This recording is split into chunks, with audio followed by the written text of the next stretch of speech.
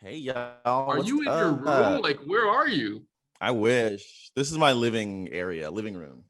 It's And we have it's Valencia to so save. cool. The It's pink and the cool. gold letters in the background. It's sick. Thank you so much. I'm like trying to compete with all the other interviewers, and I do judge them. Like when I see their backgrounds, I'm like, guess I won today. I'm a big fan of both y'all's work. I've been following y'all for years. This is so cool that you're in this film together. I think a lot of people are excited about that pairing. And I was talking to Michael, and he said that you all's relationship in this movie feels lived in, and I agreed with that. How did you all sort of build that chemistry? We hated each other. We hated each Yeah. other right off the bat. I can tell. No, it was pretty easy. Like, I always say Michael gave us a lot of freedom to explore, and he gave us a lot of autonomy over these characters too. Mhm. So when we And time. He gave us time Yeah, to true. like work together on it. so when we actually just kind of came to the scenes, we played together and we Mhm. held eye contact, and we just like I feel like we were right there, like Yeah. it was fairly easy. I was a big fan of Sydney's before we did the film because I had seen What? Everything Sucks. Oh, And I loved it. I thought she was so good in it, and I was like, this girl's amazing. And then I saw Euphoria, and she was like a completely different person in that, like transformative. And I was just stop, we're like, not here. you were so good. And I was just like, oh my god, this girl is amazing. Yeah. And so I was like so excited to work with her, and then meeting her, she's like so down to earth and chill and cool and easy to act with. And so Yeah. I think it was natural. Yeah, Michael. Welcome. I know, we're like, interview over. That's it. Yeah, Michael said there was like a fair amount of improvisation, which I think is super exciting to watch. And It I was, think it and we're comes so across. happy to actually see our Improv's improv in the negative. movie. I was like, oh my god. Yeah, I love that. Sometimes the director gives you a chance to improv and then they cut it. And they're like, no. That doesn't work. Yeah, exactly. This one is like, it's a pretty wild ride. There's a lot of stuff I didn't see coming. Like when you all first read the script, were you like, okay, this is gonna blow some people's minds? It blew my mind. So Yeah, yes. same. Yeah. Yeah.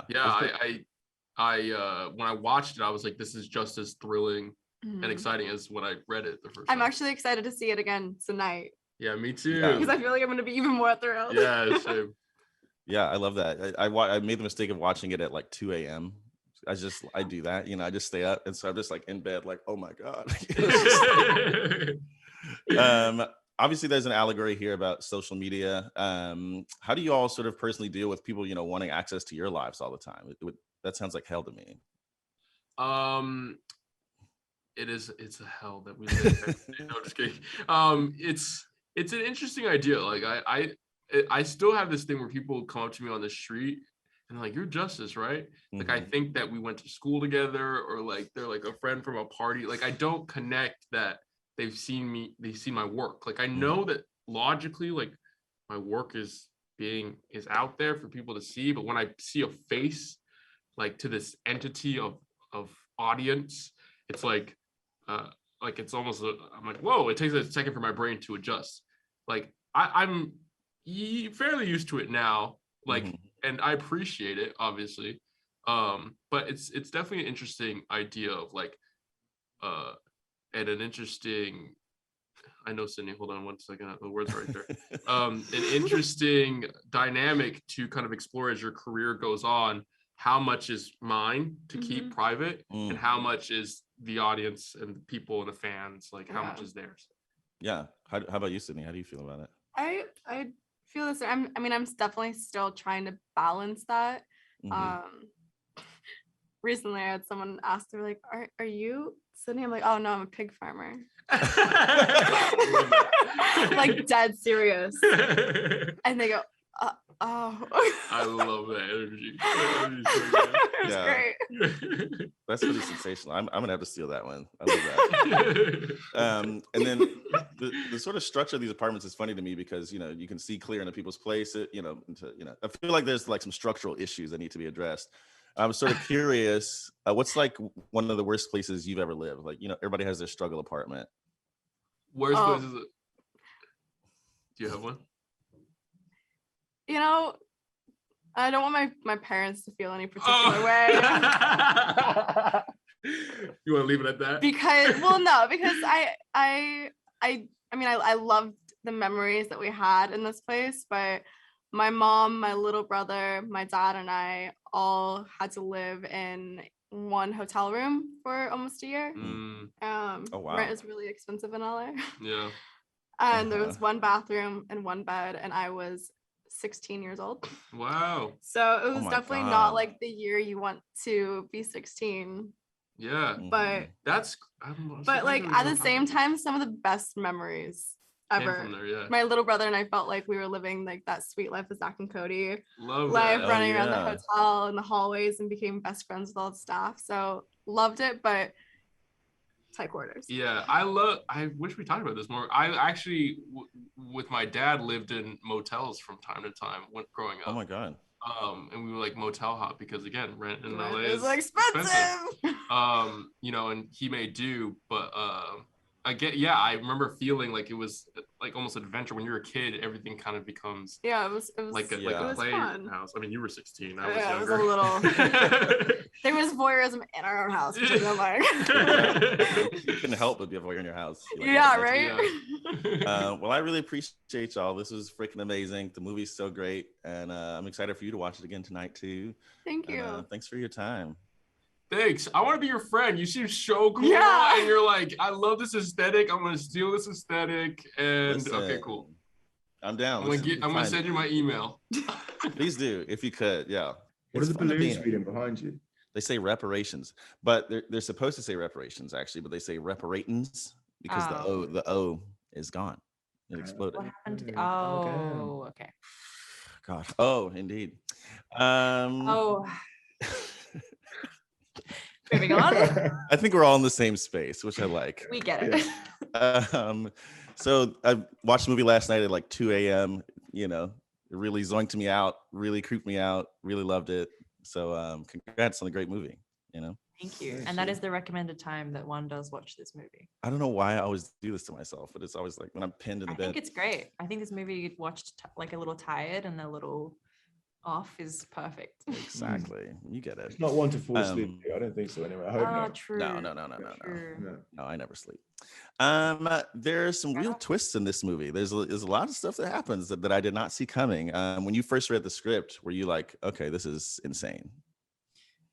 Exactly. Oh, that. yeah. Exactly. Yeah. Just Yeah. completely taken aback. Didn't see it coming.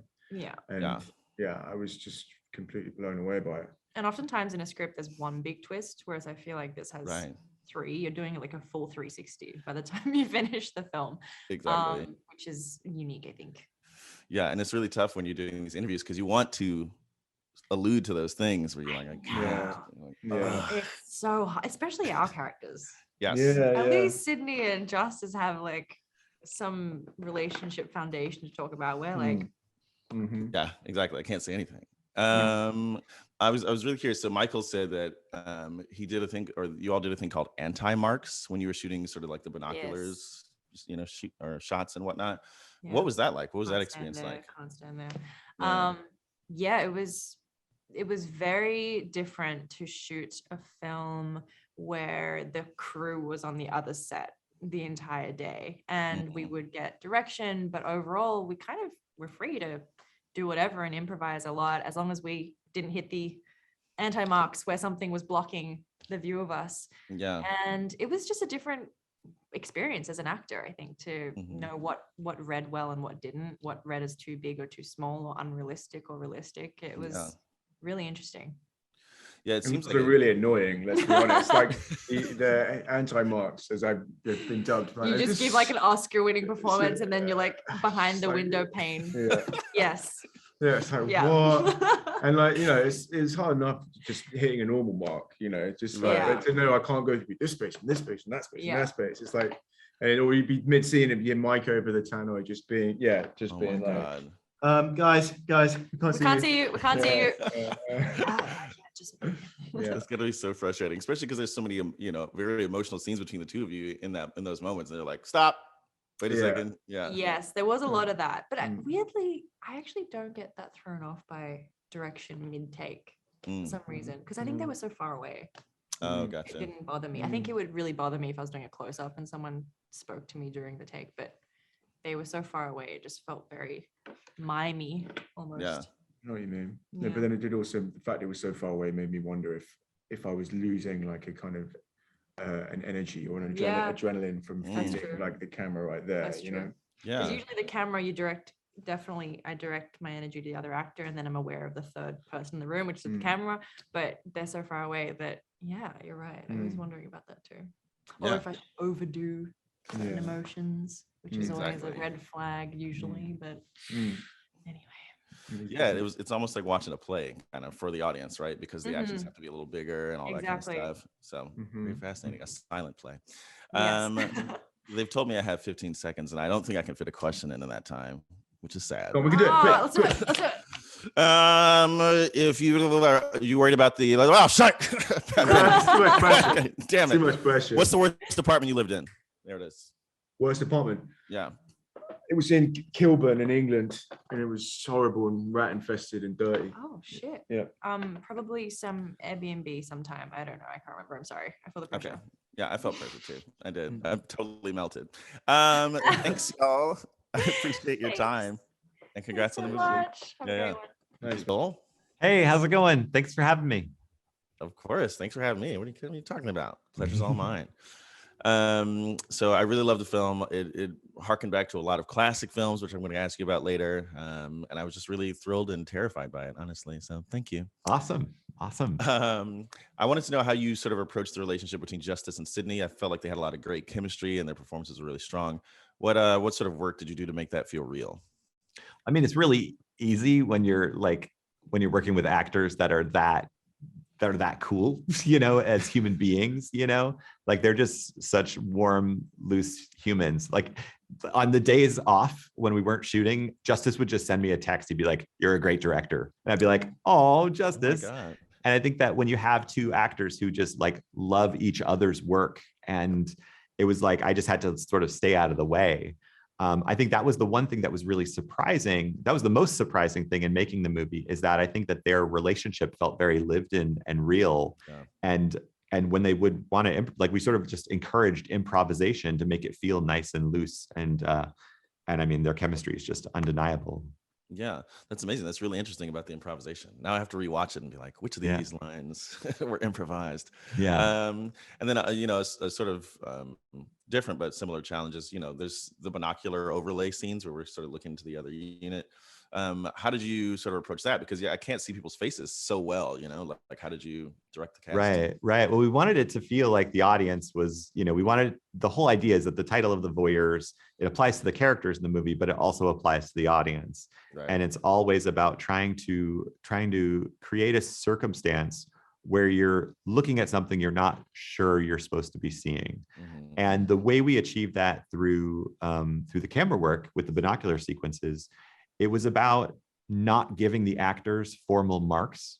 In fact, we gave them what we called anti-marks, where it was like, just don't stand here because you'll be blocked entirely. And that meant that the camera operator didn't know where they were going to go. Because normally, if you're following an actor and then if they're walking across the room and they stop, the camera operator knows to slow down the movement so that it's smooth.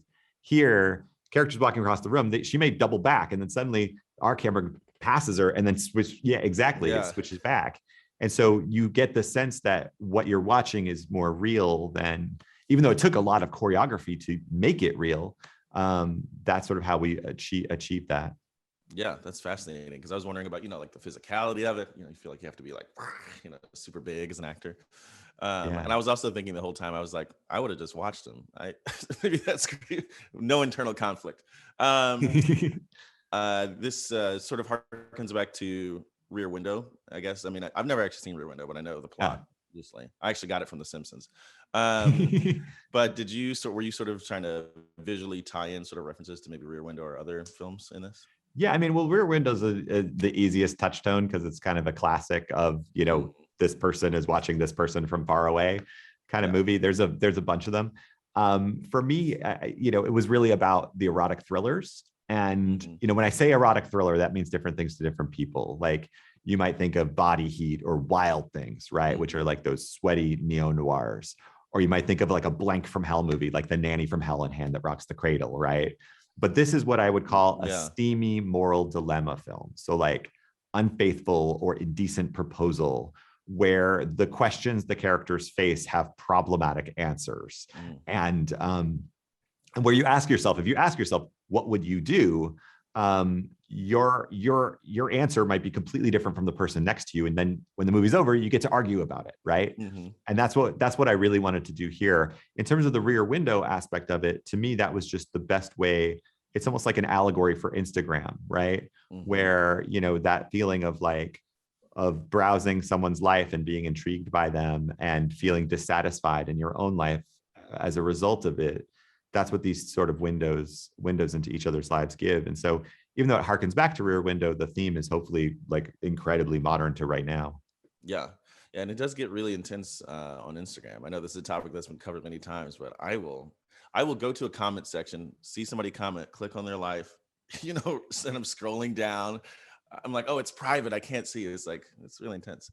Yeah, people joke about stalking their exes, but now it seems like that's a completely socially acceptable thing to do. Exactly. You know, and 10 years ago, if you were to say like, hey, I want to steal my ex-girlfriend's photo album and look through it, you'd be a creep. But now you're like, yep, that's what we all do. We can just do that. Yeah, exactly. And I just admitted it. So, well, that's all the time I got. I really appreciate you. And congratulations on a great movie. Thank you. Thanks for watching. Of course. Yeah.